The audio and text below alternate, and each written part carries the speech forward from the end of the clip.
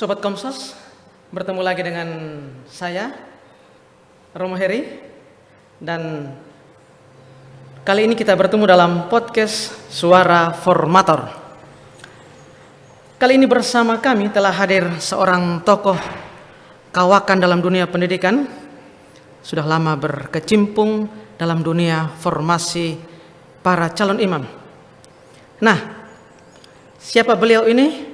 Kita akan mendengarkan perkenalannya, tapi sebelumnya Romo, karena Romo sudah datang ke sini, saya punya satu oleh-oleh untuk Romo. Oh iya. Sebuah pantun. Oke. Ayahku seorang petani, Cakep.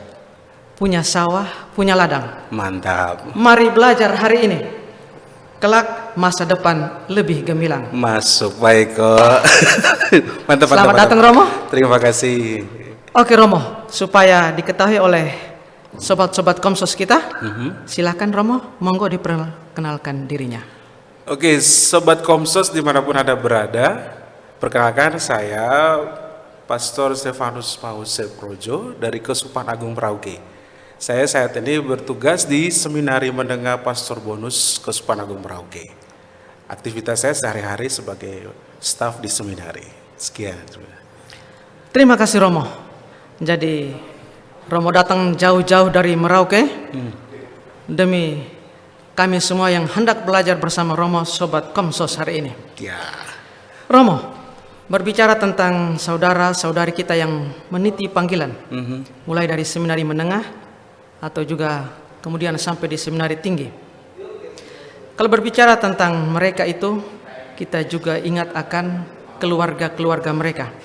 Karena rupanya mereka tidak lepas dari kehidupan berkeluarga yang menjadi asal-usul kehidupan mereka. Nah, menurut Romo sendiri, bagi para seminaris dan juga para anggota hidup membiara, biarawan, biarawati itu, keluarga itu bagi mereka itu apa? Atau apa status keluarga bagi mereka? Baik, terima kasih Romo. Jadi pertama-tama kita perlu bersama-sama menyadari ya bahwa para imam, suster, bruder, frater yang ada di Indonesia saat ini itu mereka berasal dari keluarga. Mereka semua itu berasal dari keluarga. Dalam Yeremia pasal 1 ayat 5 itu juga mengatakan bahwa Allah itu sudah mengenal kita sejak dalam rahim ibu. Artinya benih panggilan itu sudah ada sejak di dalam rahim ibu dan kemudian bertumbuh di dalam keluarga. Jadi keluarga disebut sebagai semen, artinya tempat tumbuhnya benih-benih panggilan sejak awal. Jadi keluarga juga disebut sebagai seminari yang pertama, karena panggilan itu sebenarnya justru sudah ada sejak itu. Dan keluarga adalah tempat bertumbuhnya panggilan menjadi imam, suster, bruder, dan frater. Jadi memang keluarga itu adalah seminari yang pertama, masa di mana panggilan itu mulai lahir dan bertumbuh di situ.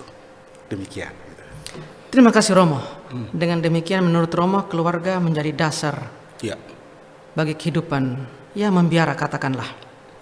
Nah Romo, kalau keluarga menjadi dasar hidup membiara, apakah kemudian ketika hidup membiara atau dalam proses pendidikan di seminari, apakah ada pengalaman-pengalaman yang menyenangkan tetapi khususnya yang menyedihkan, yang mungkin bisa membuat luka atau bahkan menyulitkan pertumbuhan kepribadian saudara-saudari kita yang sedang meniti panggilan ini? Iya, itu pasti terjadi ya. Jadi dalam fase pertumbuhan individu, kalau dilihat dari sudut pandang teori kepribadian modern, itu ada etologi attachment, itu mengatakan bahwa setiap individu itu mengalami fase pertumbuhan, dan salah satunya adalah fase sensitive period.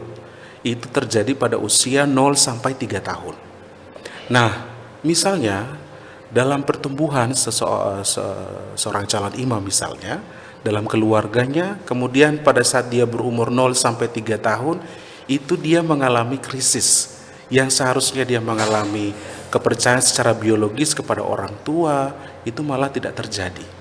Dia mungkin hidup dalam keluarga yang broken home, ada masalah yang tidak akhirnya dia hidup dalam kekerasan dan itu menimbulkan luka batin dalam perjalanan hidupnya. Jadi memang keluarga memang menjadi tempat tumbuhnya panggilan, tapi dalam pertumbuhan itu juga menjadi masalah ketika anak berusia 0 sampai 3 tahun tidak mengalami masa-masa dikasihi, disayangi, dilindungi. Kira-kira seperti itu.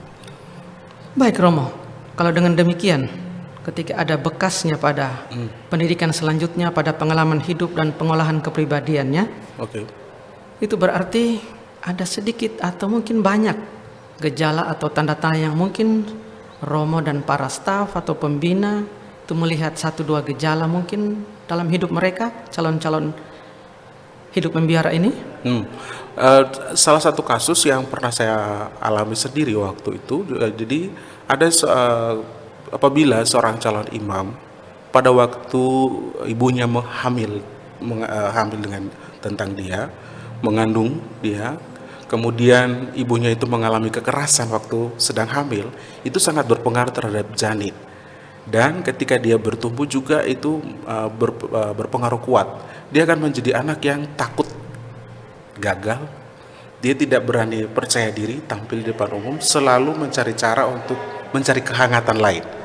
Jadi luka batin yang diterima pada masa kecilnya itu sangat berpengaruh bagi dia. Dan orangnya akan menjadi tidak percaya diri, takut gagal, cemas.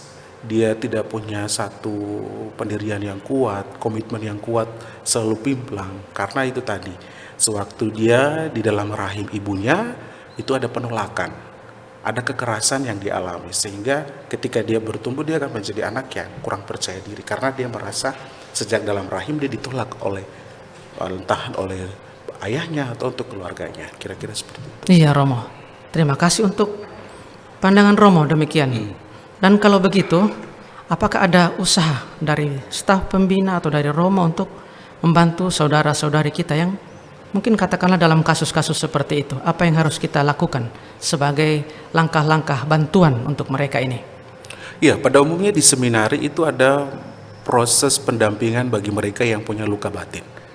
Dan proses pendampingannya itu berjenjang. Kalau di seminari menengah, kita hanya melatih mereka untuk latihan refleksi, berdoa, supaya lebih terampil dulu. Nanti kalau misalkan dia memilih imam projo seperti saya, dia akan masuk tahun rohani di mana dalam masa formasi itu dia dibantu untuk mengenali siapa dirinya. Dan disitulah terjadi proses penelusuran sejarah hidup. Itu akan dibantu dengan tools-tools psikologi, pendekatan-pendekatan psikologi untuk memantik dia untuk, oh ternyata saya punya sesuatu di masa lalu.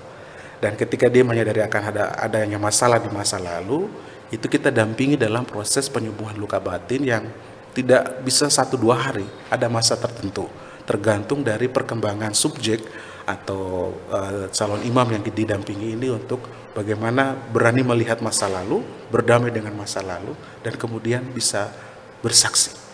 Artinya orang yang sudah sembuh dari masa lalu itu bisa berani tampil, percaya diri, lebih lepas bebas, seperti itu. Jadi dengan demikian menurut Romo, teman-teman yang ada dalam kondisi-kondisi trauma begitu atau ya punya masa lalu yang sulit perlu didampingi, ya benar. Perlu juga dibantu dan mungkin diarahkan untuk mengolah hidupnya, ya. Berjumpa dengan masa lalunya, lalu akhirnya boleh menerima dan mengampuni ya. masa lalu serta orang-orang yang terlibat di masa yang lalu itu. Kira-kira demikian Romo ya. Seperti itu. Jadi pada intinya sampai pada fase di mana dia mau menerima kenyataan masa lalu, bersyukur, lalu kemudian mengampuni. Seperti itu. Oke, terima kasih Romo. Kami banyak belajar dari Romo ini. Terima kasih. Sobat Komsos yang terkasih, di mana saja Anda berada. Demikian Romo Steve Mahuse. Steve itu panggilan kerennya.